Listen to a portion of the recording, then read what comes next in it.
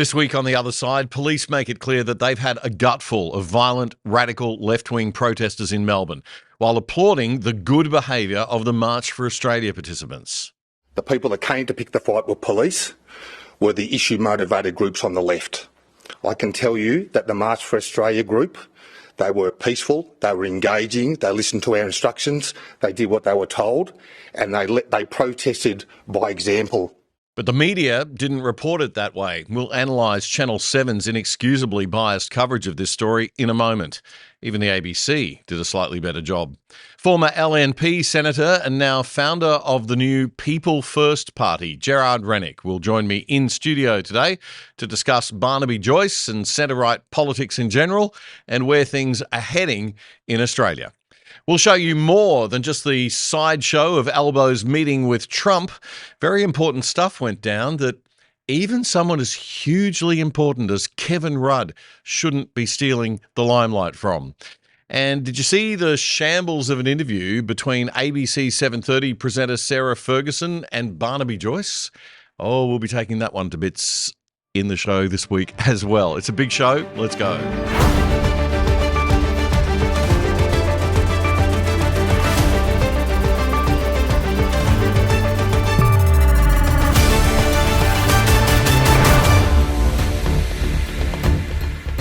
G'day Newcastle, g'day Adelaide and g'day Australia. This is episode 431 of The Other Side for the weekend commencing Friday, October the 24th, 2025. The Other Side is your deep dive on the important issues that matter in Australia and that affect us from around the world from a different non-left-wing perspective. We always declare our bias right up front so you know what lens we're viewing things from, and we always try to keep it real and give you the data and the facts behind the stories that we cover. If you'd like to support us, pop over to our website, othersidetv.com.au, othersidetv.com.au, or use the QR code on the screen. You can sign up there and help fund our work for less than $5 a month. Well, the marches for Australia took place last Sunday across the country in almost every major city and town, allowing ordinary Aussies to have their say and push back a bit on the cultural dominance of the left across a range of issues. At the Brisbane March, organisers made their goals clear right from the start. We have a mission today, and that mission is to let the powers that be, the people that ignore you, the politicians that don't listen, the media that pretend you don't exist, the banks that just want to rake profit out of you, a society that's told you that you're toxic for years. We are here to say enough is enough. A couple of things I need from you all. Number one, if they yell at you, spit at you, call you names, label you a Nazi and do all those lovely things, just smile and wave. Show me. If they keep going at you, don't retaliate, all right? We've got security, we've got police everywhere, we've got great people that have got yellow vests on. You'll see them around you. Look out for them. If there's a problem, just wave them down and say, hey, there's a problem here. The police are here for us, and first of all, before I get too far ahead, thank you to our ladies and gentlemen in blue today. Seriously. We love our boys and girls in blue. We thank everyone for their service to this country. The AMBOs, the teachers, the firefighters, the ex-ADF guys, the ADF guys that are in now. I acknowledge and see every single one of you. That's my welcome to country. That's March for Australia. Brisbane organiser Scott Challen there firing up the crowd before the march. The main issue affecting the protesters is the economic impact and the cultural change driven by immigration at unsustainably high levels and at unprecedented speed in our country. That's not an opinion, it's just a fact. Before the COVID debacle, Australia had net overseas migration, that's the number that the government prefers that we use, of just under 250,000 a year, around 230,000 on average. Now, you could argue that in itself is high. There are not many countries in the world that take in almost 1% of their population every single year. Only uber-woke Canada and Germany beat us, and the US and UK are well below that level. In the COVID years, this dropped significantly to an average of 93,000 a year, and in the 3 years since COVID, it's been huge. 1 million in financial years 2023 and 2024, the first 2 years of the Albanese government. and an estimated 260 to 400,000 this year, depending on whose forecast you believe. But is this NOM figure truly the best indicator of the impact of immigration? Since a lot of the impact of immigration is cultural and social, doesn't it actually also matter if people are coming from like-minded cultures? Or is it racist to say that? Does a person's level of willingness to assimilate to the dominant culture matter? A person's willingness to accept that the country that they're coming to has a culture of its own, established for centuries, that they've got to try to adapt to before they start trying to shape it. This is the debate that we have to have. And we can't have it if the lovies in the Labor movement and on the left generally keep saying that it's racist to have it. It isn't. It's very important, because if you don't have it, you will get actual racists emerging, actual racism, actual race violence, and actual neo-Nazis. Just take a look at the UK and Europe. The politicians who spoke at the rallies on Sunday believe it's a debate that we do have to have. One Nation's senator from Queensland, Malcolm Roberts, made his party's position very clear. When I grew up, we didn't bother about where people came from. Yet now, our politicians are letting in people who hate Australia. Our vision has nothing to do with skin colour, birthplace or religion within the limits of common sense. And I add, Islam is outside our limits. Burqas and Sharia have no place in this country. I'll say it again. I don't need to say it again. It's okay to bring your culture, providing it fits with ours. And don't try to eliminate our Aussie culture to make room for another. Yes! One Nation will deport the 100,000 illegals currently in this country. Send home students milking their status. Send home students milking their status and adopt net negative immigration until infrastructure catches up and until we can sort through all those who have come here during Albanese's mass immigration invasion. Let actual new Australians amongst the immigrants stay. And if you didn't come here to contribute, to be an Australian, then One Nation will drive you to the bloody airport. Strong stuff there from Malcolm Roberts from One Nation. Former LNP Senator GERARD RENNICK, now the founder of the People First Party, told the crowd that government generally has become too intrusive into the lives of Australians. We also want to make sure we stand up for those Australians who try to stand up for themselves. We are sick and tired of the government controlling us. For the last 40 years, we've seen government sell all the infrastructure that was built by our parents, that was meant to serve us, that was meant to provide essential services. And they've marched on into the family home, the classroom, the bedroom, the corporate boardroom, God forbid, the doctor waiting room through COVID, and they're telling us how to live our lives. And it is not the role of the government to tell us how to live our lives. It's the role of the government to serve us. GERARD RENNICK speaking to the March for Australia rally in Brisbane, and he will join me in the studio as our guest later on the show. So what do the migration figures measure? They measure people who haven't lived in Australia ever, or at least have been away from Australia for quite a while, who come into the country and say that they intend to live here long term for at least 12 months.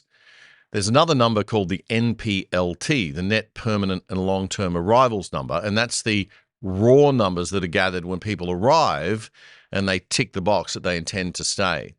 After 16 months, those numbers are checked to see how many actually stayed and how many actually left. And then you get the NOM, the Net Overseas Migration Number, which is the one that we were talking about before. Now, the Labor government claimed in March that in the federal budget that the NOM for this financial year, ending June 30, 2025, the last financial year, will come in at 260,000. But the NPLT for 2025 was nearly 460,000. The gap between the NPLT and the NOM is usually only about sort of 10 or to 30% at the most. So the chance of that 460 coming down to 260 is almost zero. And Albo is clearly taking the mickey. So what sort of visas are people coming in on? In financial year 2024, the breakdown looked like this. International students made up around 207,000. Working holiday visas were about 80,000, temporary skilled visas were 49,000, and long-term visitors around 90,000. Not exactly a lot of skilled migrants in that group, is there?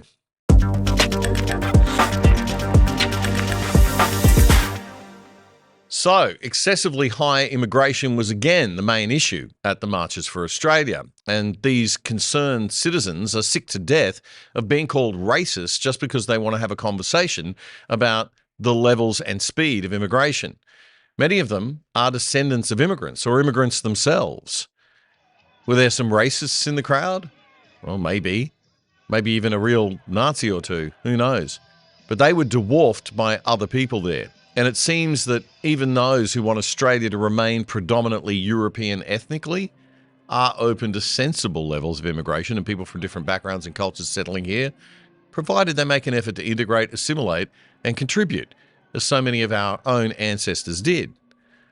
This is an important issue, as I said, that we need to have a mature, sensible, deep discussion about, and we can't have it while our media continues to run shallow, garbage soundbite news and current affairs shows that look more like reality TV than serious news programs. And while our national broadcaster that's supposed to provide the more intelligent stuff is so culturally dominated by radical leftists that even suggesting immigration should be debated is considered racist immediately. Our political class are failing us here too. We know the Labor Party don't care what the working class people think anymore. We know the Greens are rabid leftists pretending to be environmentalists.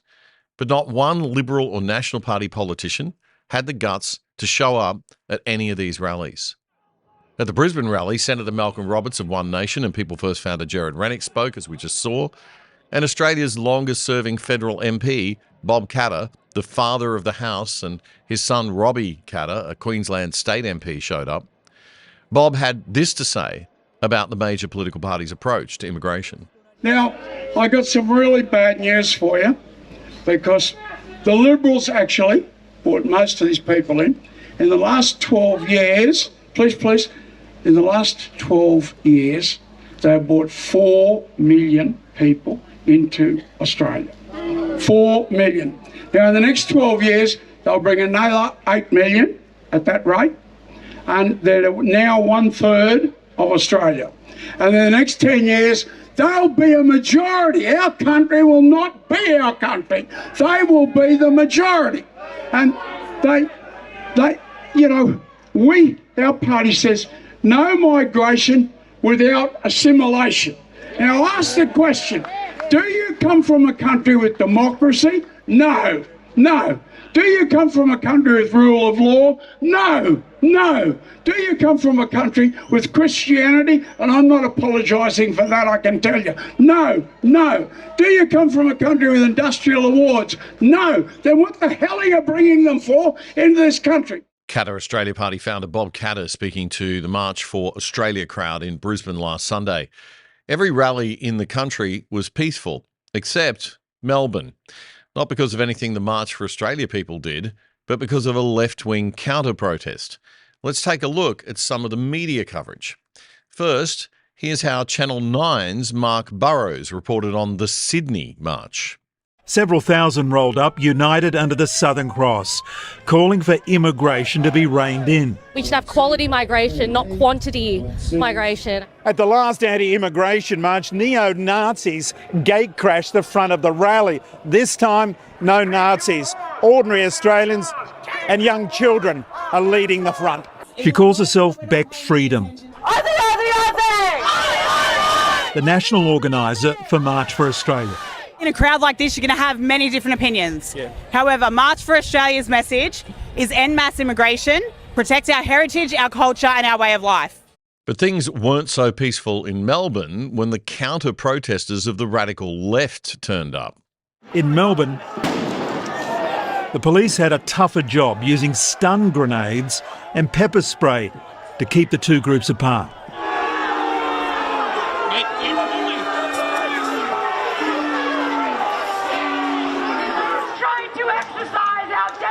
Right. to protest. Tactical police were pelted with rocks and glass bottles. Now, after the dust settled, the Victorian Police Commander, Wayne Cheeseman, held an astounding news conference. You may have seen clips of it during the week on TV news and socials. I'm going to play you a fairly large chunk of it because it's extremely important, and it's important to see everything in context. And then we'll see how it wasn't presented the way it should have been, really, by most of the mainstream media channels.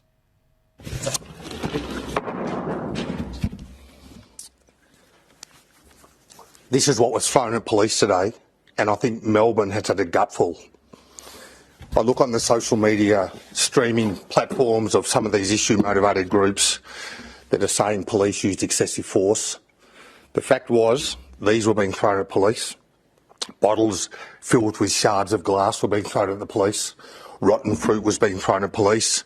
Bins were put on fire. Flags were on fire. And I think, really enough's enough.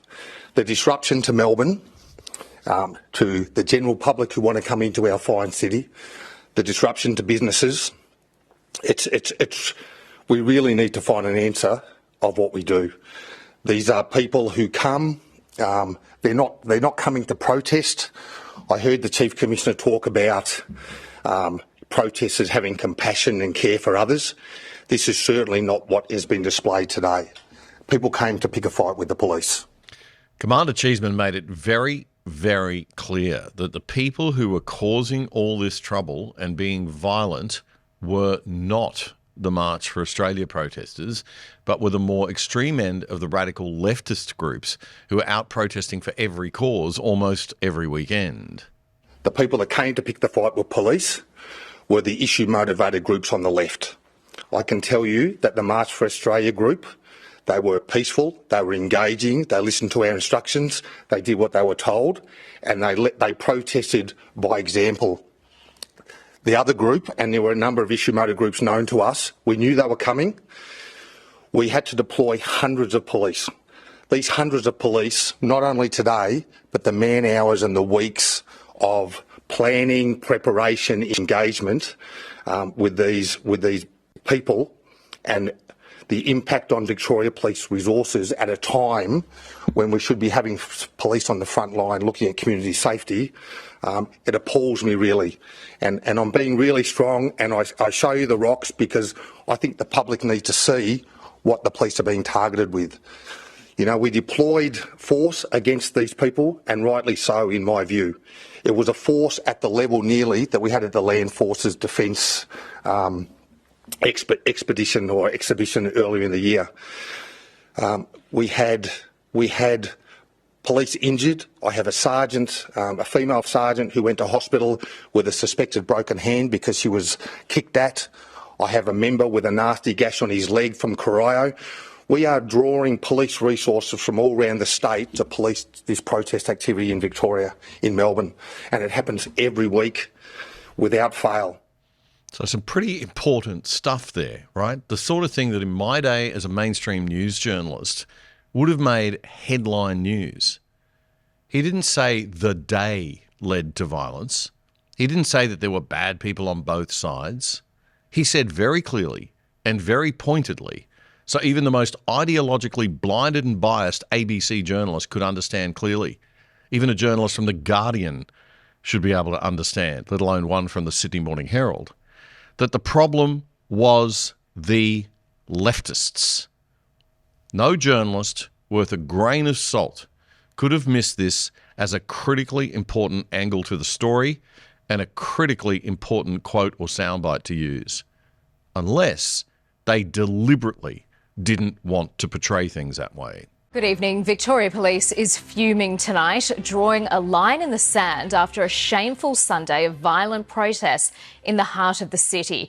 The riot squad was pelted with large rocks and shards of glass, leaving 2 officers so badly injured they needed treatment in hospital. What overall impression does that leave you with? Does it make clear that the violence had nothing to do with the main protest of the day? The one they showed in those pictures with all the Australian flags? Did they make it clear that it was the left-wing counter-protesters that caused all the trouble? Not just most of it, all of it. Not really. But maybe I'm being too sensitive. Surely they'll get to the main point soon. This is what was thrown at police today, and I think Melbourne has had a gutful. It followed what was supposed to be a peaceful protest on the steps of Parliament House as hundreds gathered for the March for Australia rally. I'm sorry, what? Can you just play that again, John?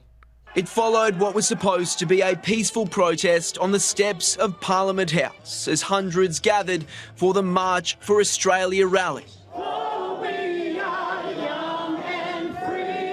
There, protesting against mass immigration. Hundreds of thousands of people coming in. I'm not against immigration, I'm just against mass immigration, you know? For the kids, I just fear for their future. The March for Australia group, they were peaceful. Another group hunting them down, met by barricades at every turn. But tensions boiled over, their anger turning towards police. Hundreds of officers were pushed to their limits to protect the city and themselves.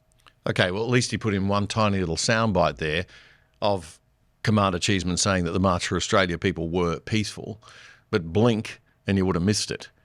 He hardly made it the direct and specific attack on the left from one of Victoria's top police officers the focus of the story that it should have been. Officers were forced to use 50 rounds of pepper spray, 4 flashbangs, 2 stinger balls, and even rubber bullets. Reporter Jordan Quinn used several more soundbites from Commander Cheeseman's dramatic news conference in his story, but there was still no clear emphasis on the fact that the counter-protesters on the left were the ones causing all the problems. We come to work, we leave our families, we do our best. We are, between a rock and a hard place, for want of a better term. And Jordan Quinn has the fallout. Jordan, police are now racing to identify the troublemakers. Karina, a 30-year-old has been arrested, but police are now hunting between 40 to 50 people who they are calling hardcore protesters responsible for all this havoc today. Police will now be reviewing all city camera footage and are anticipating to make some arrests. But in that press conference, the commander did weigh in on the protests, saying the actual rallies aren't an issue, but it is the marching where these problems are occurring.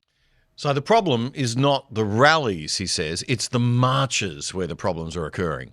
No, Jordan Quinn, that is not the main point or the most important distinction that the police were making. Whether the problems occur during the rallying part or the marching part doesn't matter. The most important distinction, which you have astoundingly left out of your story, was the most important one and what should have been your story's lead angle.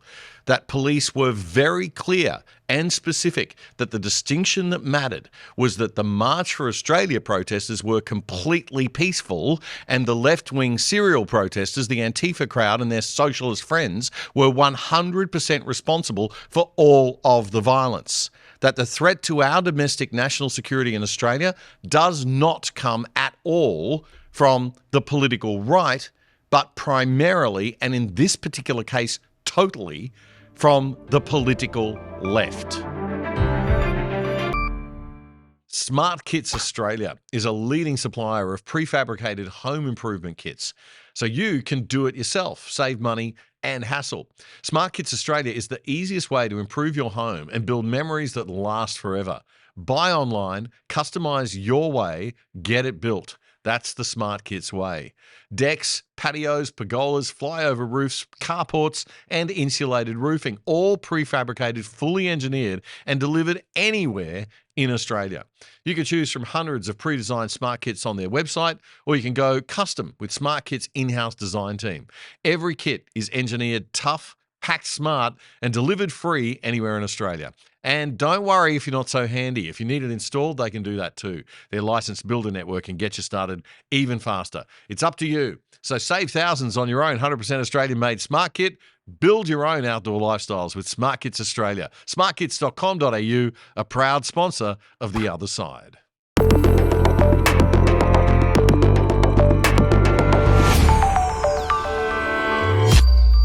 Former National Party leader and Deputy Prime Minister Barnaby Joyce announced this week that he won't be running in the next federal election as a National, and he won't be contesting his seat of New England again, which he's held since winning it from independent Tony Windsor back in 2013. He said he will separate himself from the National Party room in Canberra for the rest of this parliamentary term. The reason? a personality clash with David Littleproud, the man who replaced him as the party leader, a bad marriage, irreconcilable differences. There were immediate rumours that Joyce would join One Nation and run as a Senate candidate for New South Wales at the next election. However, Joyce has since said that he'll be keeping his options open. And One Nation leader Pauline Hanson has said that the idea of Joyce becoming party leader is totally out of the question. Hanson says she's made the offer to Barnaby to join the party, and it's a choice now up to him. Joining me in the studio today is a man who is no stranger to the conservative side of Australian politics, the centre-right side, the libertarian side, the tensions within the coalition and the struggles of leaving, becoming an independent, starting a small party. Former Liberal National Party Senator GERARD RENNICK, now the founder of the People First Party. Mr. Rennick, I call you now, I guess, because you're no longer a senator. Yeah, Gerard's fine. Yeah. Yep, or Gerard, of course. Yeah. But how sort of reminiscent or memory-inducing is this, what you're watching play out with Barnaby Joyce here? Look, it's a little bit in terms of the One Nation speculation, because I had that the whole time I was a senator inside the LNP, and I had a similar situation whereby I'm not exactly sure of Barnaby's situation, but I got a phone call from James Ashby in the middle of all that COVID palaver. Now, who's he? He's the One Nation? Yeah, One Nation. Well, I'm not sure what his technical role is. Party president or something? Well, something along those lines. And we had a conversation, and then within a week, it was reported in the Courier Mail that I was going to join One Nation, and that wasn't true whatsoever. So that situation with Barnaby, whereby the story's got ahead of what's actually happened, is something I can relate to. In Barnaby's situation, I can understand his frustration whereby he was told by David Littleproud not to campaign outside of New England. Barnaby is a very good retail politician in the regions. If they'd have said to him, don't go into the cities, fair enough. He's not, necessarily palatable to everyone in the cities that vote conservatively, so that would have been reasonable. But to say to someone like Barnaby not to go to Marinara or up in the regional Queensland or regional Victoria, I think was being spiteful by David Littleproud. But look, Barnaby, the National Party has been good to Barnaby. Barnaby's been a leader of the National Party. My view is he should stay in the National Party and work to get the National Party away from the Liberal Party and work to make Matt Canavan the leader. And Matt Canavan, I know your podcast gets out to thousands of viewers, tens of thousands of viewers. Matt needs to stop sitting in the backbench in the Senate and actually step into the lower house and take the leadership of the National Party. And quite frankly, in my view, they need to split. The Nationals need to split from the Liberals. I've said on this show before that I think the coalition is actually two different products. Like, I'm thinking of it from a marketing sort of background, because that's my other background other than journalism. But I think those products are incompatible, and I think that they can't be merged and marketed to the electorate as one thing, because they're so fundamentally contradictorily different that they have to split. You can't be pro-net zero and anti-net zero at the same time. It's not like there's a middle road that you can find between two totally opposite positions.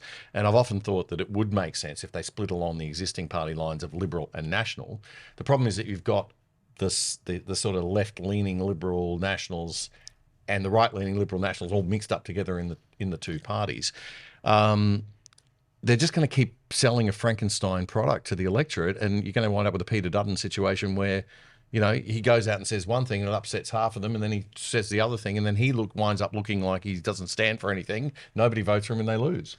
Yeah. How are we going to end this cycle of just this constant sort of division within the conservative side of politics? And if we don't have two distinct brands that people can vote for, and then they can swap preferences. Look, that's a great question. Nobody agrees with me, by the way, Gerard, so feel free to disagree. Yeah, okay. Everyone else disagrees. The difference is in the culture wars. And and I've said this a few times lately, we need to bring back a good old-fashioned class war, whereby what's really going on here, these culture wars are being used by the elites to divide people based on their identity instead of actually their economic well-being. And, as I've said, I've just come back from a trip around, southeastern Australia, And I've said we aren't interested in fighting the cultural wars, because when you're fighting the cultural wars, you're fighting on Labor's turf.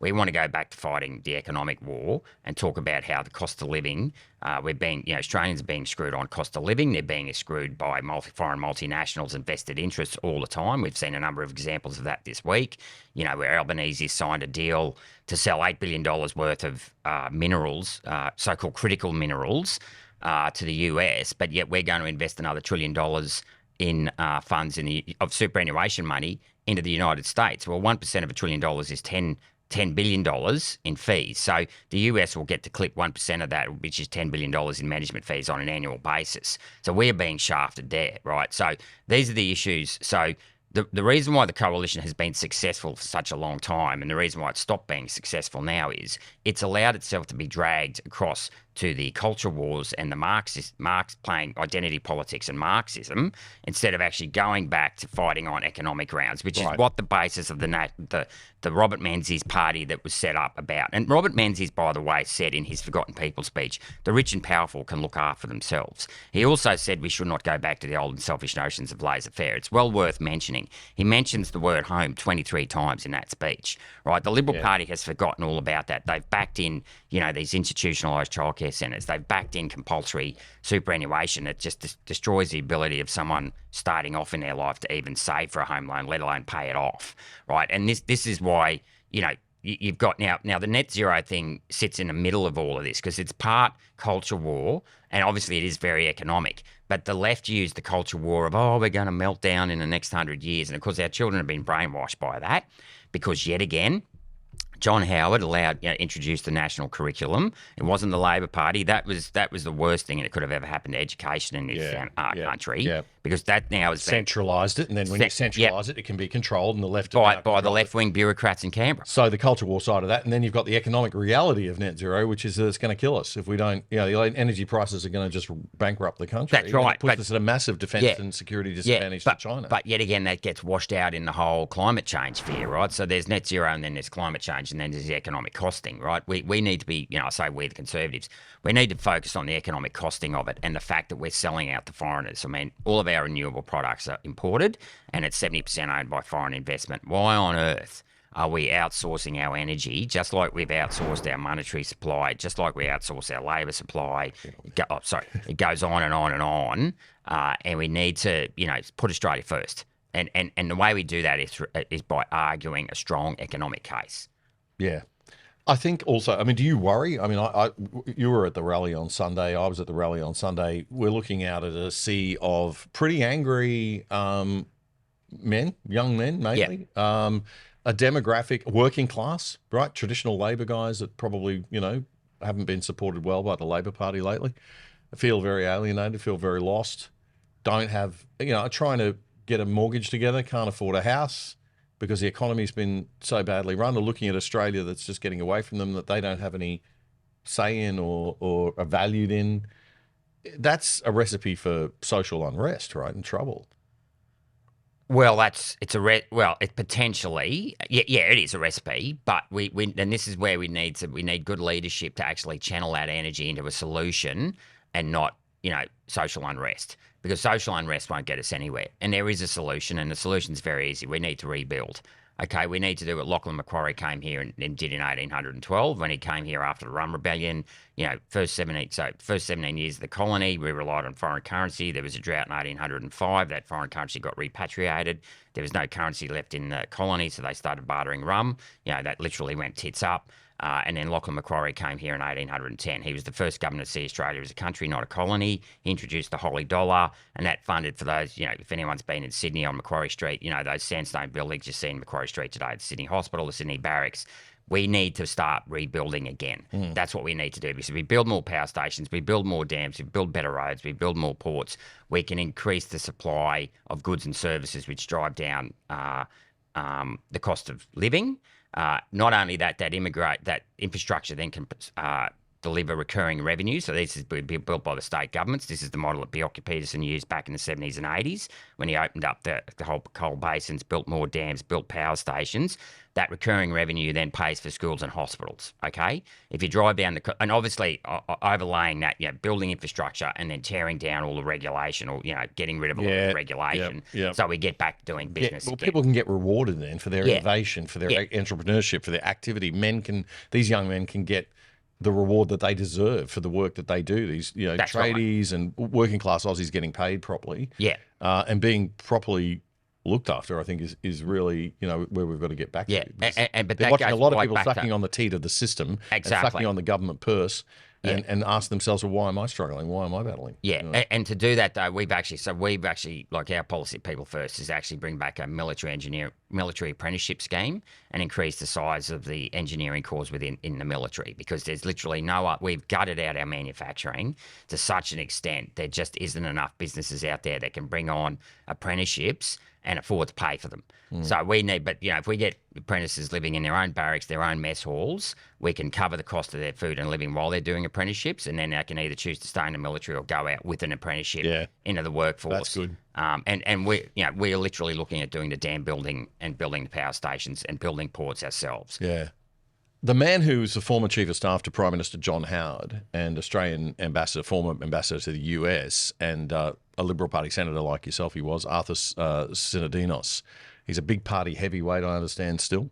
Yeah. He told The Australian this week that Joyce's chance of blowing up the coalition will depend on whether the Liberals and Nationals can get their act together and essentially appeal to a broader group in the community. He said if that happens, One Nation will be marginalised. So he still thinks that the party can get their act together. Do you still think the party can get its act together? Or do you think your vision of a new party is the way? No, it's both. So I do think that the Liberal Party can still get their act together. It's very tenuous, and the next election will be critical. They cannot afford to lose any more seats. Now, based on current polling this week, it showed that they could lose another 7 seats at the next election. If that happens, I can't see the coalition staying together. They do need a better leader than they've got, obviously, with Susan Ley, even though, personally, I don't think the criticism at Susan Ley is necessarily entirely justified from the point of view it's symptomatic of the lack of depth in the Liberal Party, and this is yet again a product of the poor pre-selection process that they've gone through. Yet again, I was at a branch meeting last night over in Bowman, and I had a former Liberal Party member there, and she's left the party because she was basically vetted out. She wasn't allowed to run. It seems to me like they're almost trying to keep people out. They are. There is a small group of people who've got control of this party, and I don't know what is going on. But a lot of the decisions that are being made don't make marketing sense. They don't make political sense. They just don't seem to make sense. And so that would imply to me that non-commercial, non-sensible, non-best interest sort of the country sort of decisions are being made to protect a small group. That's exactly right. It does make sense from the point of view of the people that control the party, because they want to continue to control the party and they don't want people coming in and basically undermining. So the party's controlled now for all intensive interests, by lobbyists and party apparatchiks who are, very tight. There's a very tight-knit bunch of people inside that party who are making a lot of money out of the party, and they don't want newcomers in. And when the pre-selection process breaks down, when they start vetting people out, you're not getting a genuine grassroots movement. So this is what People First is trying to do. But what we need, though, on the right is both a major party and a minor party. But a minor party, credible party that's an active grassroots campaign, that is an active... Keep the bastards honest. Keep the bastards honest, but it's got to have a policy platform and it has got to appear to be credible. Now, Pauline and One Nation have had 30 years to set up branches. They've only started setting up branches now. They've never come across as credible. So when I was in Wagga, for example, I was approached, one of the independent candidates from the last federal election was there, and he was saying, a lot of people are annoyed with One Nation because they dropped a Queenslander into the seat of Riverina 3 weeks out from the election. Because of Pauline's profile, they got 7 or 8%, managed to get their 4% to get their money back.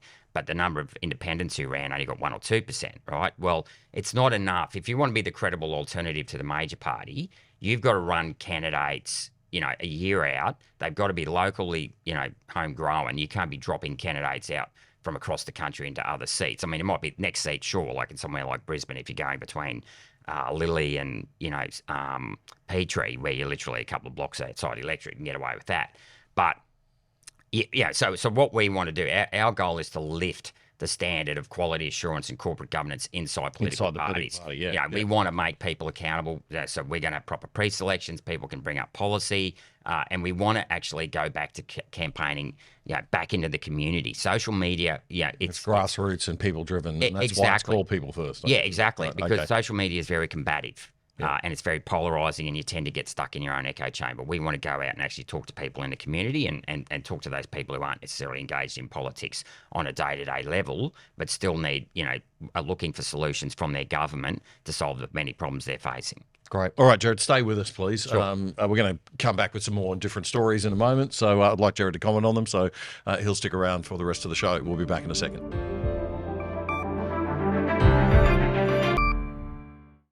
Did you know that with a virtual private network or VPN on your computer, tablet or phone, you can log into your favourite streaming services like Netflix from home with an internet address from anywhere in the world and watch all the shows that they offer in other countries, including stuff in different languages? And using a VPN to route all your internet traffic through a third-party server means that big corporations and big government can't spy on you. If you sign up now with private internet access, we think they're the best VPN servers out there, as a viewer of The Other Side, you can get 83% off the price of your subscription and get online for less than $3 a month.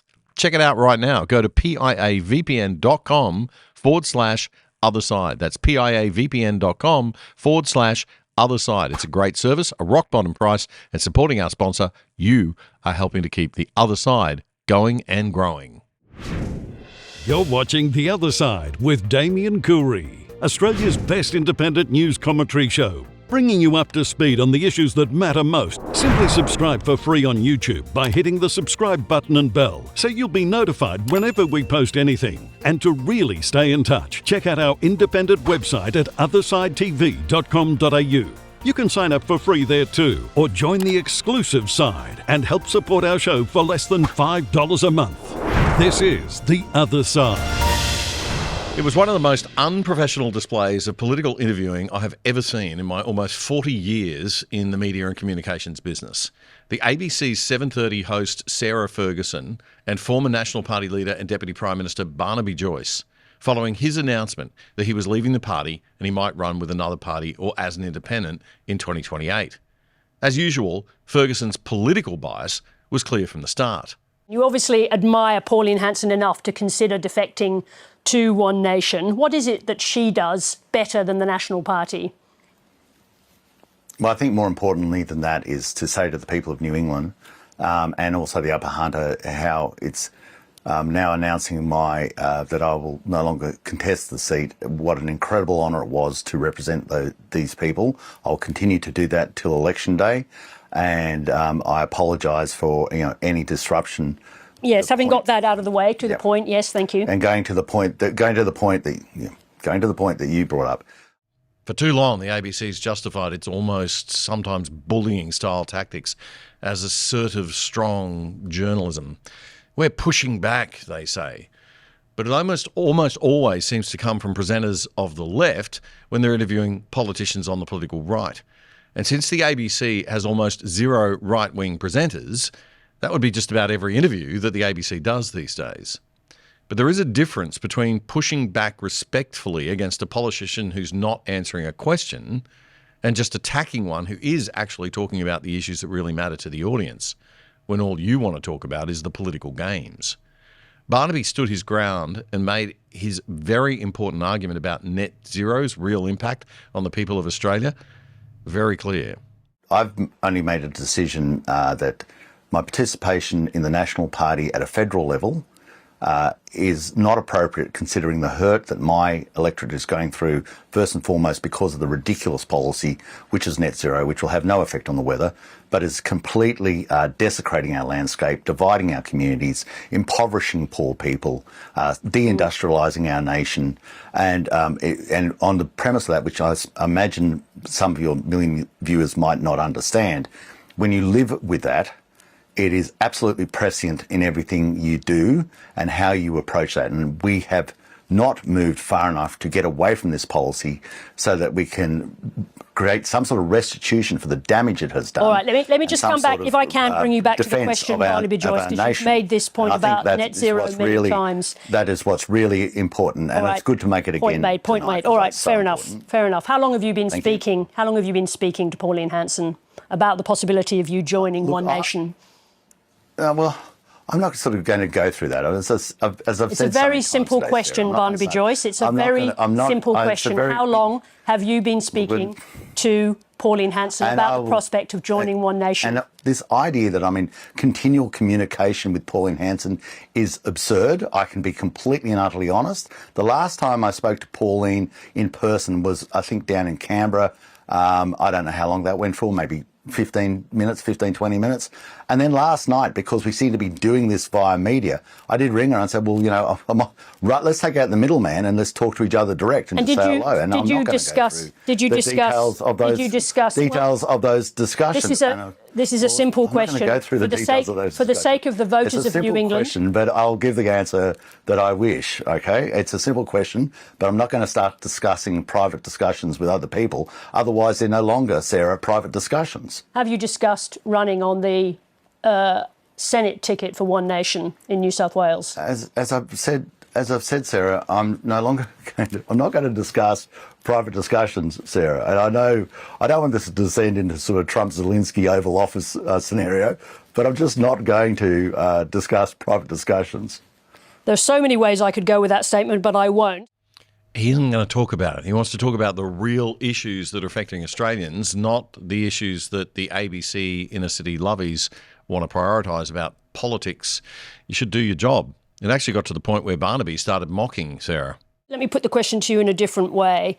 It looks clear that the National Party looks set to drop net zero before the end of the year. That's what you say you want. That's good. So why quit now if the Nationals are about to deliver exactly what you want? That's really good. If we get out of net zero, that's a really, really good thing. And it's not a good thing for me. It's a good thing for our nation. It's an incredibly good thing for the people of New England. Would it be enough? Would it be enough for you, Barnaby Joyce, to remain in the Nationals? I'm not going to go through hypotheticals because right as we speak, Sarah, tonight, net zero is a policy of the Labor Party, the Greens, the Liberal Party and the National Party. Barnaby Joyce, I think take the audience seriously, take the viewers seriously. Sarah you know perfectly well. I can't be any more serious than what I am. You know perfectly well that the National Party Sarah is Ferguson, close. I'm being totally serious with you. You know that the National Party is close to announcing its policy, that it will change its policy on net zero, exactly what you've been asking for 4 months. Sarah. So would that be enough for you to remain in the National Party? It's a pretty simple question, Barnaby Joyce. Sarah, on behalf of your million viewers, and congratulations, I will make a statement about that when that happens. If that happens, it hasn't happened, Sarah, unless you're saying that are you absolutely certain it's going to happen, Sarah? I think your contacts in the National Party are better than mine. I doubt that very much at the moment. So what are your views? Well, why don't we move on? We'll take this question in a different way. Ouch. That backfired, didn't it? Joining me in the studio today is another former Liberal National Coalition politician and Senator GERARD RENNICK. GERARD, thank you very much for your time. You're now the founder, of course, of the People First Party. What did you make of all that, first of all? Well, look, I mean, if you're going to go on to the ABC and do an interview, you got to, and you're a conservative politician, you got to expect to be beat up. I actually thought that last questioning from Sarah Ferguson about, well, if the Nationals drop net zero, will you stay in the National Party? I thought that was a reasonable question. To be honest. I mean, there are a few reasonable questions in there. Yeah. It's just that she just stuck on the stuff that was like, just move on. I mean, he's not going to talk about the issues. Well, the early stuff about where Barnaby was at with Pauline Hanson. Yet again, Barnaby could have come out and killed that by saying, I'm not joining One Nation, full stop. I mean, you can't say that but he's still in discussions, so he's sort of said that. Well, I'm still in discussions. I'm not going to talk about it. Let's move on. Well, I wouldn't go on media if you hadn't made your mind up, because they're going to want a decision, right? So let's just stick to the net zero stuff first, right? Now, Barnaby has been leader of the National Party. The National Party has been very good to Barnaby. He wants to get rid of... Now, let's not forget, Barnaby was the leader of the National Party when Morrison signed up to net zero. right? So there were 3 people in the party room that day when we were told by Morrison that we weren't going to have a vote on it that stood up and opposed it. Myself, Matt Canavan and George Christensen, right? Andrew Wallace, to his credit, asked if we were going to get a vote, and Scott Morrison said, no, it's not. It's a decision of the executive, i.e. the ministers. So I'll give Andrew Wallace credit for that. But Barnaby said nothing then, right? So, and a lot of people now are coming out in the coalition going, oh, we don't want net zero. Yeah, Andrew Hastie's another one, right? Where were they 4 years ago, October 21 it was, so it's 4 years ago this month, as a matter of fact, when Morrison signed up to net zero and they didn't do anything then. So the question I put to Barnaby, and he's a friend of mine, I like him, he's been good to me, why didn't you take the Nats away from the Liberals then? So you coming out 4 years later and saying you're leaving the Nationals because you didn't actually, we don't want net zero.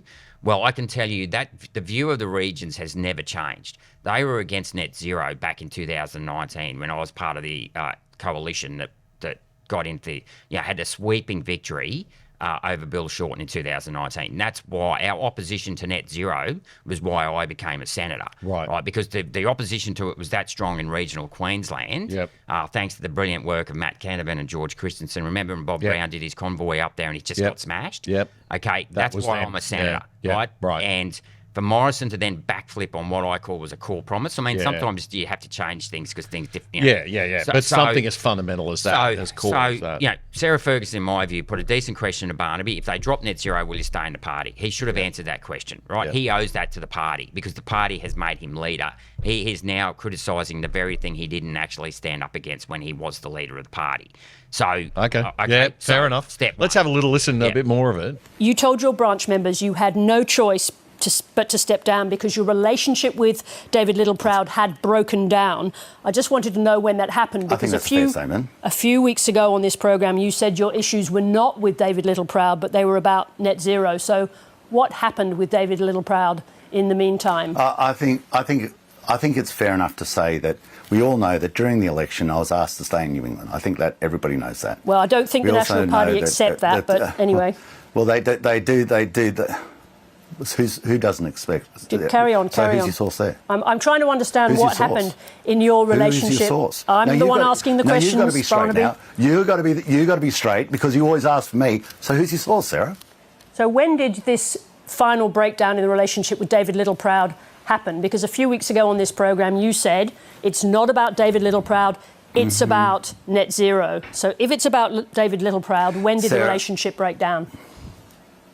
Well, as I was starting to answer before you interrupted me, we all know that at the time of the campaign, I was asked to stay in New England because I did not reflect what the National Party believed in. Now, of course, I took that as a little bit of an affront because I think I actually do know what regional people believe in, and our vote here in New England actually went up as opposed to every electorate around us. Barnaby Joyce, these are all things that happened. These are all things that happened. These are all things that happened weeks ago. These are all things that happened. Let me answer the question. These are things in the past. This is sounding very Trumpian, not by you.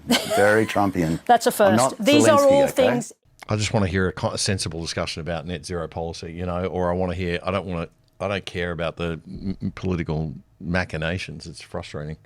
I mean, but anyway, your thoughts on that, on the net zero question again, though, and the way that it played out. I mean, you're saying it was politically difficult at the time. Obviously, it was core to the Queensland sentiment, but the other members of the party or the coalition felt that it wasn't. There wasn't enough support for it in other parts of Australia, and so they went ahead. But they may not have been making the right decision at the time. Well, the moderates basically lobbied Morrison to sign up to net zero in order to save their seats in the wealthier, affluent suburbs of Sydney and Melbourne. Now, that actually backfired on them. So when Morrison made that decision, he didn't do that decision on conviction or because he thought it was the right thing to do for the people. He did it because he thought it was the right thing to do for the Liberal Party. He thought this would help save the Liberal Party's seats. Well, that was proven to be wrong because they actually won those seats back in 2019 when they opposed net zero.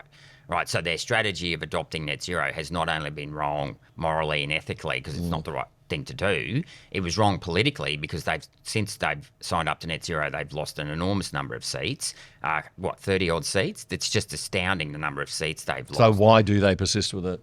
Well, because they're controlled, as we've said earlier, they're controlled by the party apparatchiks who are basically influenced by lobbyists to keep, because there's a lot of money in this net zero racket. We talked about that on the show a week or so ago about the amount of money that's coming in, particularly from foreign bodies as well. Well, directly, indirectly, and local. Yeah. And the bureaucrats, of course, get influenced because they go overseas into these foreign bodies as well, and then they're the ones that come back, and they drive much of the decision making. Most of these ministers, I mean, Chris Bowen. I mean, I don't need to explain to your listeners just how intelligent that bloke is, or how his lack of ability to comprehend complex problems.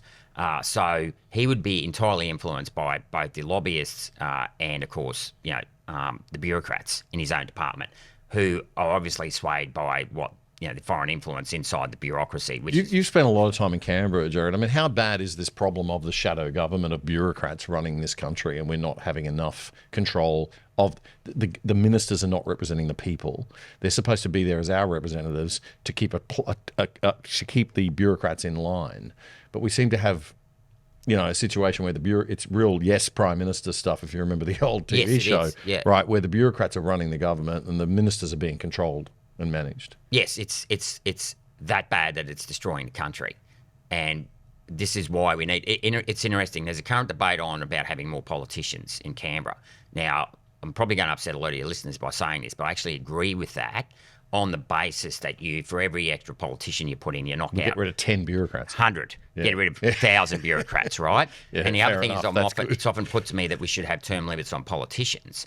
Well, I'm not against that, but if you're going to do that, you've got to actually have term limits on bureaucrats, and they've got to be shorter than the term limit on the politician. Because the bureaucrats, and many listeners I'm sure also watch myself in estimates, these guys know they can outlast me, and they have, right? They've won because I'm no longer there putting it to them, and I've never got into a position where I could become a minister. So they just delay. I'll take that question on notice. I'll come back to you in a few years. Most of the people that become ministers are yes men, right? They're not no men, right? And this is the problem. The no men get filtered out. You need no men becoming ministers who then say to the bureaucrats, no, we're not going to do that. But the other thing is, it's not just a shadow bureaucracy.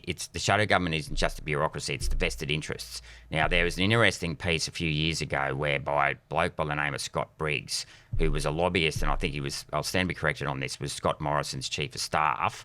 He also, he was in communications with a bloke by the name of Mike Pizzullo, right, who I think was in Home Affairs, or one of those departments.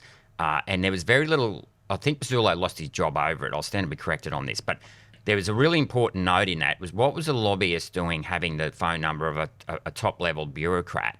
And so the bureaucrats are also, there's a revolving door of bureaucrats with the corporate sector as well. So you've got, and this is what, I talk about people first. We want to promote the individual and the families and basically stand up to the uncontrolled or unrestrained or unaccountable power of the institutions, whether it's big government or big corporations, or big super funds, or big media.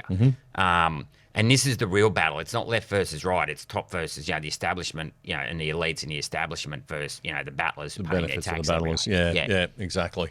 All right, mate. Thanks very much. We'll come back in a moment. We're going to talk some more. We're going to take a look at Trump and Albo and Rudd and see what happened there in a moment.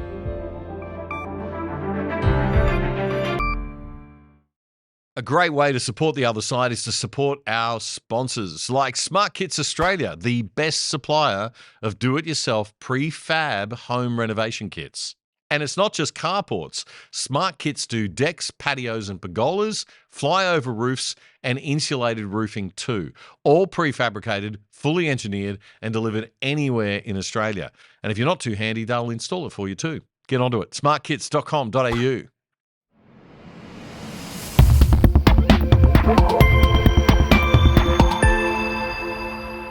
Bit of an embarrassing week for former Australian Prime Minister turned Australian Ambassador to Washington, Kevin Rudd.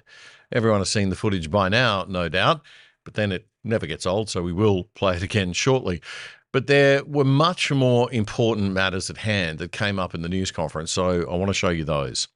All we get is short sound bites on the TV news, but you get a much better perspective when journalists shut up for a little while and let you watch the actual thing as it happens. So I'm going to play a few long clips for you this week. The main deal signed was the critical minerals and rare earth deal. I'm going to get GERARD RENNICK, who's joining us in the studio, to comment on that in a moment. This is strategically important because the United States is worried that China wants to totally control global supply chains. China has 1/3 of the world's rare earth mineral deposits and controls 90% of global output at the moment. They've got 44 million metric tons. Vietnam, Brazil and Russia have around 21 million each. Then it's a long way back to 5th place for India on about 7 million. Australia comes in 8th place at 4.2 million metric tons. Under the agreement, both nations will immediately invest at least $1 billion each. The first part of a pipeline of priority mining and processing projects is going to be worth about $8.5 billion in total. It's about 12 billion Aussie. 2 Australian ventures are first in line, a gallium refinery by Alcoa in Western Australia and Arafura Rare Earths Nolans project in the Northern Territory. Anyway, here's a significant slab of the news conference without interruption. If you're not interested, just jump forward 3 minutes. We are discussing critical minerals and rare earths, and we're going to be signing an agreement that's been negotiated over a period of 4 or 5 months. And it was sort of good timing that we got it done just in time for the visit. And we work together very much on rare earths, critical minerals, and lots of other things. And we've had a very good relationship. We've been working on that for quite a while. In about a year from now, we'll have so much critical mineral and rare earths that you won't know what to do with them. They'll be worth about $2. But in the meantime, we're working with Australia and other countries. They're working with us too, but other countries also on that. But we're really working on anything having to do with military protection, military ships, vehicles, guns, ammunition, everything, the whole thing. We've been long-time allies, and I would say there's never been anybody better. We fought wars together. We never had any doubts, and it's a great honor to have you as my friend. It's a great honor to have you in the United States of America. Please, would you like to say something? Well, thank you so much, Mr. President, for the invitation here to the White House and for showing us around the improved Oval Office and for what you're doing around here as well, and for the great honour as well of my delegation staying just across the road. We could have walked, but they didn't let us. We drove all of 20 metres there from Blair House, but it's a great honour to be able to stay there. We are great friends and we're great allies, and this is a relationship that's been forged in the battlefields of the world. We have stood side by side for freedom and democracy, and congratulations, I must say, Mr. President, on the work that you've done with the Middle East. It's an extraordinary achievement. And on defence, we've already had a discussion about taking it to the next level. Our defence and security partnership with AUKUS is so important for us, and I thank you for the support that the administration are giving as well. You've had the Chief of the Navy here as well, which will play obviously a very critical role with the subs and increasing the security for the region and the world. And our economic relationship is so important. The US has a trade surplus with Australia, as you know, and we can continue to take what is every opportunity to improve the relationship even further and make it even stronger. And today's agreement on critical minerals and rare earths is just taking it to the next level, seizing those opportunities which are before us to take our relationship to that next level. And it's been fantastic, the contact that we've had together, the friendship that we've developed. And Australians love America, and I think Americans kind of like Australia too. We do. And as we go forward, I think that today will be seen as a really significant day in our relationship. So I thank you very much, Mr. President. Well, thank you very much, Anthony. It's an honor to sign this, and we'll do it now. And then we'll take some questions. Some good ones, I think. The other pressing matter under discussion was AUKUS. President Trump confirming the guts of the deal is going ahead and Australia will be getting the nuclear-powered subs as planned. The submarines have been slow in production by the US because of their domestic needs, but things are now being fast-tracked. At the meeting, President Trump asked US Navy Secretary John Phelan to explain. Perhaps I could ask John to say a few words and then we'll exchange papers, but just how are we doing on your naval purchases and all of the submarines that we're working on with Australia? How's that going? Thank you, Mr. President. Obviously, Australia is a very important ally of ours in the Indo-Pacific and in every battle. They fought with us since World War I and have always been side by side. The facility that they're building, Surf West, is critical and very important to our ability to project power in the Indo-Pacific and work with our allies. So we're working very closely. I think what we're really trying to do is take the original AUKUS framework and improve it for all three parties and make it better and clarify some of the ambiguity that was in the prior agreement. So it should be a win-win for everybody. And the submarines that we're building for Australia are starting to really move along, right? The process is getting very exciting, isn't it? Getting better. That's good. Very good. It's going to be great. Thank you very much. Maybe we'll hold this up. Okay. Good.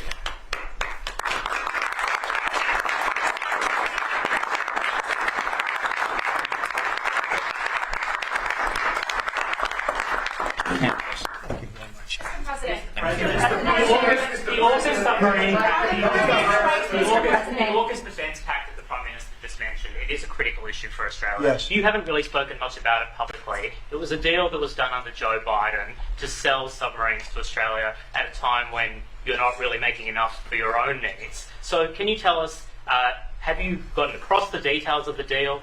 Do you support it, and will you honour it? It was made a while ago, and nobody did anything about it, and it was going too slowly.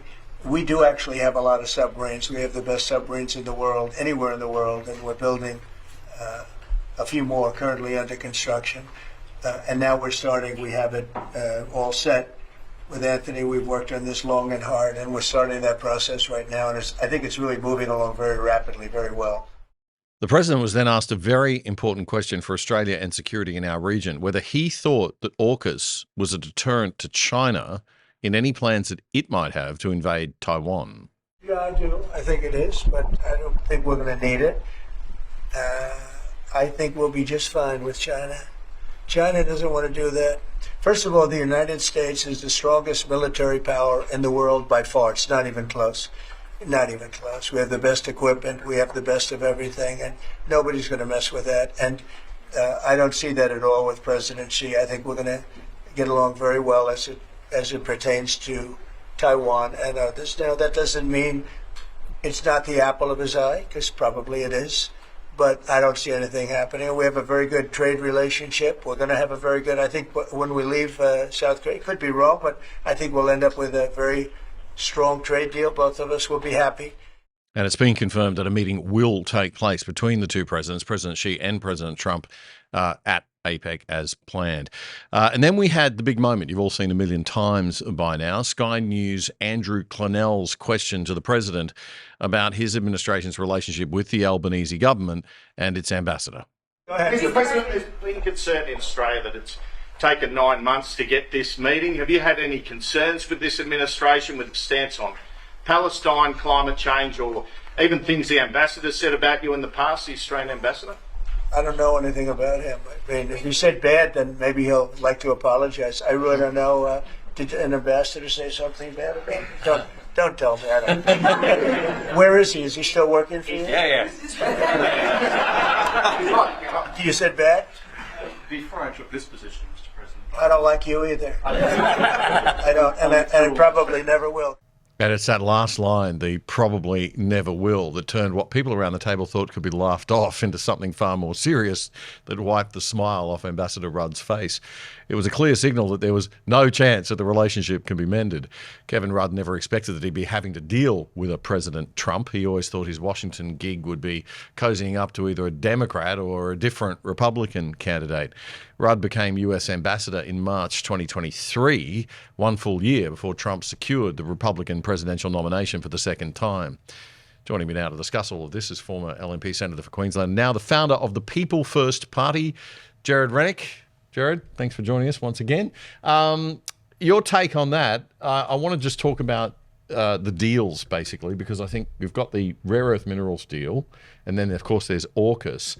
These deals involve a lot of Australian tax money and investment dollars out of our super funds and things like that, heading in the direction of the United States economy, don't they? No wonder Trump's being so friendly to Albo. Yeah, look, the critical minerals deal is a good deal. It's $8 billion. I mean, in terms of what we export over $100 billion in iron ore, another $100 billion in coal. You know, it's estimated gold exports are going to be $60 billion. Natural gas is going to be over, I think it's around about the same amount, $60 billion. So in overall scheme of things, it's not the biggest deal in the world, and that $8 billion might be over a number of years, and that's what gets invested. Now, look, having said that, it is very important to break China's monopoly over the supply chains of critical minerals. Yeah. But here's the rub. Why is it suddenly critical minerals are the only things that matter? Where was this view 40 years ago when we outsourced our manufacturing? This is what I find incredible about this whole argument. Everyone's saying, well, we don't want China to have a monopoly on the world supply of critical minerals. Okay, yep, tick, agree with that. Yeah, they're important things, and EVs But they literally have a monopoly over the world supply of a lot of manufacturing, especially here in Australia, where we manufacture very little. We have very little very small amounts of fuel reserves. If we're concerned about being self-resilient, then we need to become self-resilient. And that's not just in critical minerals, that's across the entire supply chain of value-adding manufacturing. Now, this is whereby, in my view, 40 years ago with the Button plan where we just lifted all tariffs and let manufacturing go offshore, we've thrown the baby out with the bathwater. And might I add, we've also did the same in 2023 with the Indian Free Trade Agreement, where we're now going to outsource our entire, well, it looks like potentially our entire service industry to India. Okay, so at what point do we put our national interest in front of, the vested interests of other countries?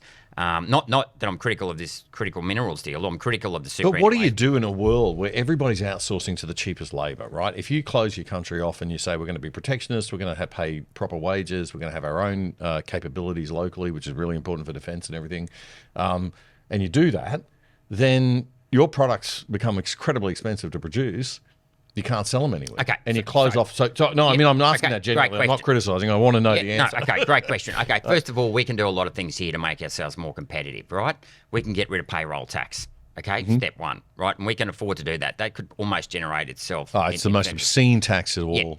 Tax on hiring people. How obscene. We have reverse tariffs in this country now, and it's something I've touched on endlessly throughout my time in politics, is that we have a higher rate of tax on profits earned in this country than profits sent offshore. We need to increase the rate of tax on profits sent offshore. So effectively, they're called withholding taxes, interest, royalties, and rent.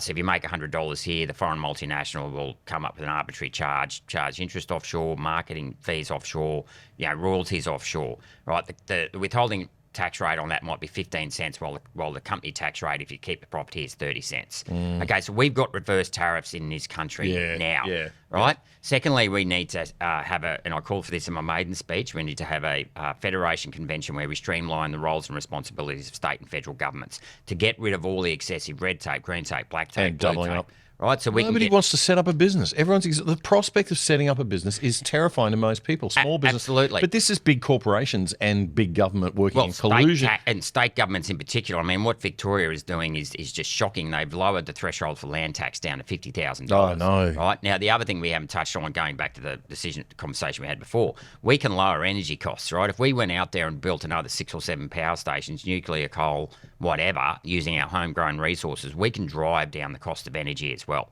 We can also use an infrastructure bank, which is one of our policies, to fund the construction of ports, airports, better roads, so that we can deliver goods and services to the market. Now, that we may not be able to compete entirely with Asia on that basis, but we can become a hell of a lot more competitive. Likewise, if we go and then build back our, bring back the military apprenticeship scheme, and actually so we're at a significant turning point this year, because I've mentioned the year 1985 a number of times already.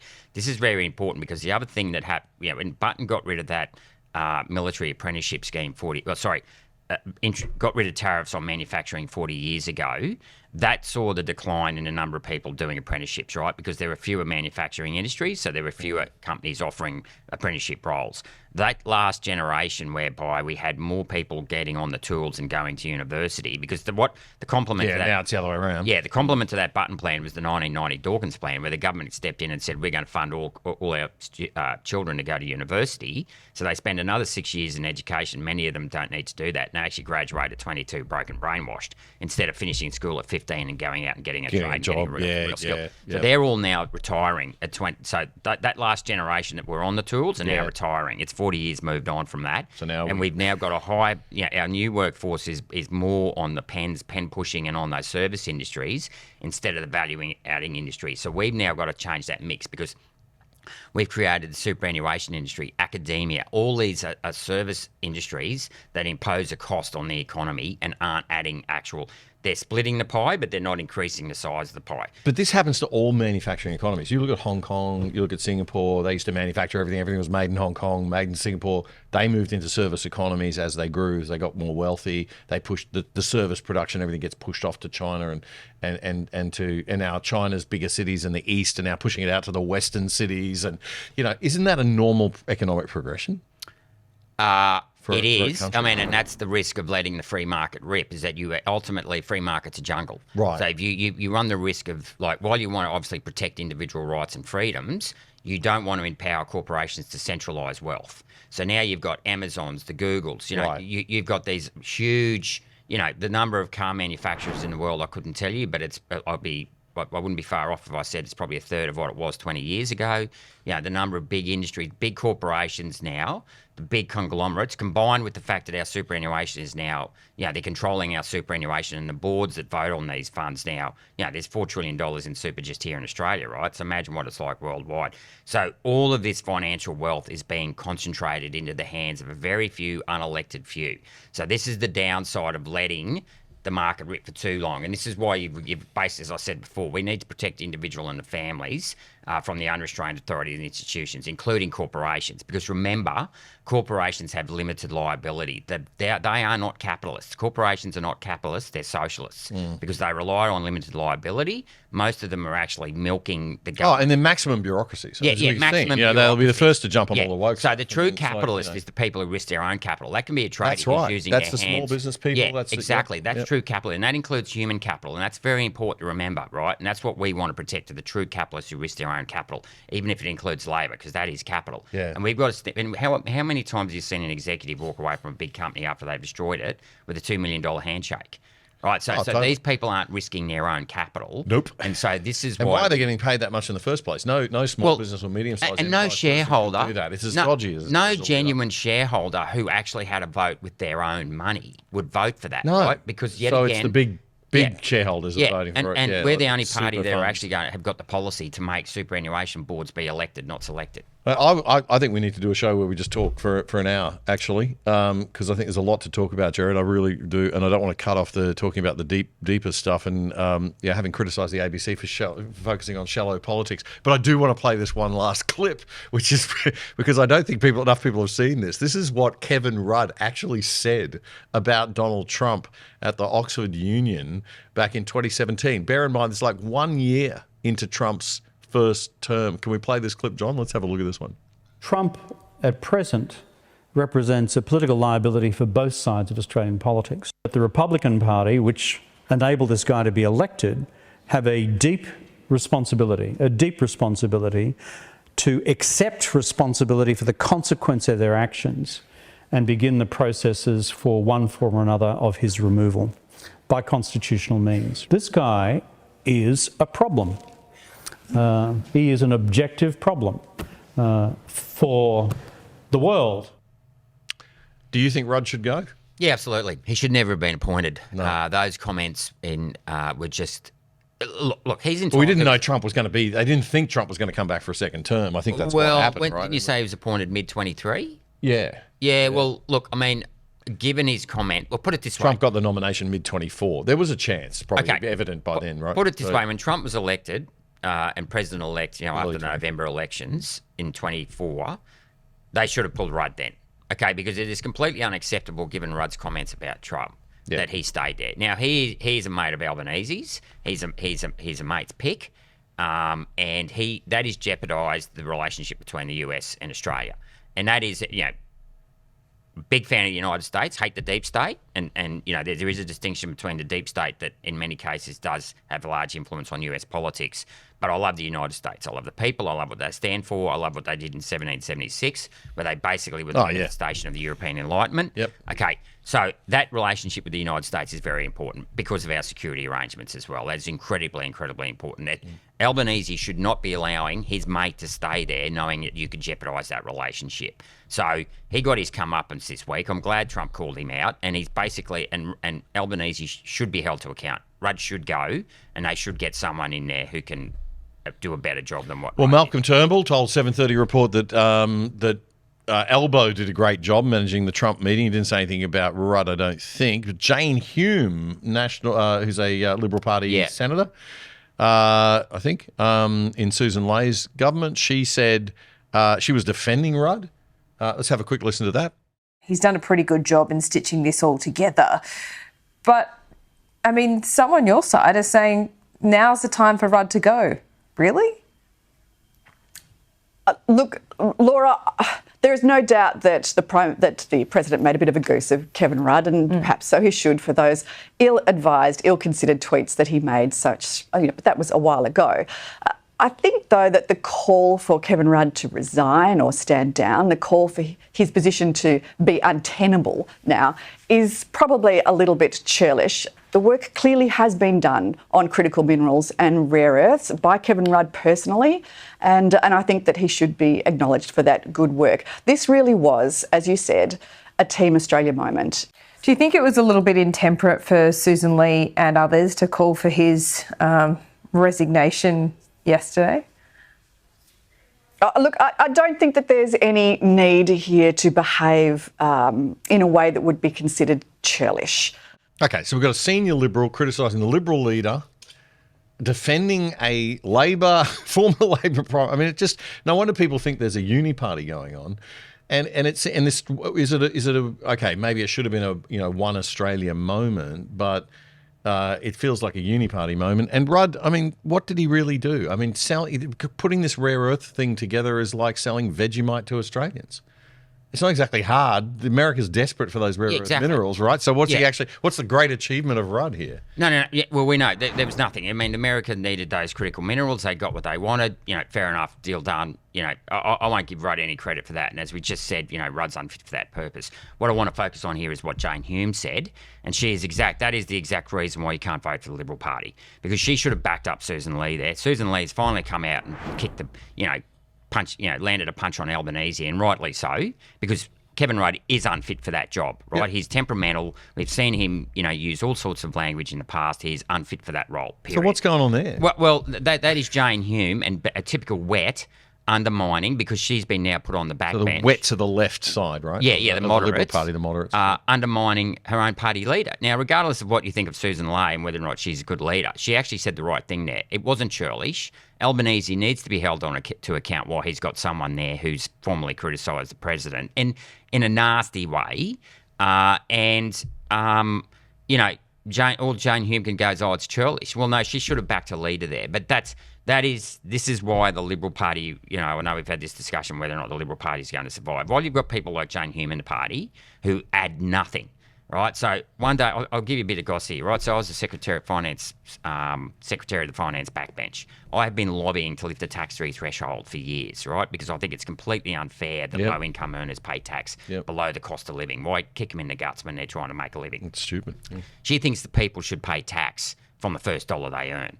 And I said, that's ridiculous, because you're just keeping people below the cost of living threshold. That means they can't, might have to sell their house. They can't get their car repaired to get to work, whatever. Oh, it's just backwards. Backwards but economics, yeah. Absolute policy vacuum the whole time I was in there. She added nothing to the debate. And she's considered by the Conservatives to be a Conservative. I mean, this is how misled. Even many of the rusted on think they think she's conservative. She's as moderate as they come. Right.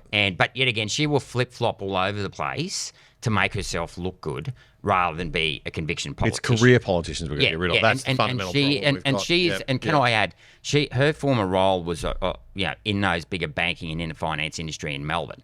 Right. Yep. So is she speaking out? She presents well. She's a professional but sort of corporate. Is she actually praising Rudd for the critical minerals deal or selling out our superannuation funds? I'll stand to be corrected, but I'm pretty sure she worked for superannuation funds who are now investing another $1 trillion of our hard-earned dollars over in the United States. So yet again, she should have disclosed her prior career experience there. Maybe that's why she thought Kevin Rudd did a good job. But just don't start me, because when I see that sort of thing, it's the exact reason why the Liberal Party's falling apart. Yeah, I went rogue with the Liberals because people were dying from the vaccine. I fought over an issue. I never, except to the last stages of that, where I did start attacking Hunt over, him not listening to me on the vaccines because I needed to go in hard on him. But I wouldn't discuss that stuff, make poor reflections on other people outside that vaccine issue only at the last minute. But just that, she should have doubled down on Rudd. He's a shocking. It was a real kick in the guts to Susan Lee. Absolutely. From and there's plenty, so senior from the party. So I come back to the old, it's got to split along ideological lines, and but anyway, we'll see what happens. Hopefully, you'll have some success with People First, mate. We'll get you back on the show again to talk in depth about some of these issues soon, I hope. Thanks very much for the amount of time you've given us today. Really do appreciate it, Gerard Rennick. You're welcome, Damian. Cheers. All right. And that's all for this episode of The Other Side, your analysis of the best news and commentary without the woke. We will be back with episode 432 next Friday, October 31, Halloween. And clips from this show will be dropping throughout the week as usual. Our YouTube, X and Rumble channels all there for you. And if you like what you see, please do support us. We're a voluntarily viewer-supported show. There's no money coming from any big government for us. There are now two ways to support the show financially. One's to go to our website at othersidetv.com.au and sign up to the exclusive side. You can do that for less than $5 a month. Or you can now subscribe right on YouTube if that's where you watch, just by pressing the join button beside the subscribe button down below. It's that easy. And the QR code at the bottom of the screen that we put up will always take you to our website to sign up too. Then YouTube doesn't take a cut, but it's your call. I'm Damian Coury. Bye for now. See you next week. The Other Side with Damian Coury is Australia's best independent news commentary show, bringing you up to speed on the issues that matter most. Simply subscribe for free on YouTube by hitting the subscribe button and bell, so you'll be notified whenever we post anything. And to really stay in touch, check out our independent website at othersidetv.com.au. You can sign up for free there too, or join the exclusive side and help support our show for less than $5 a month.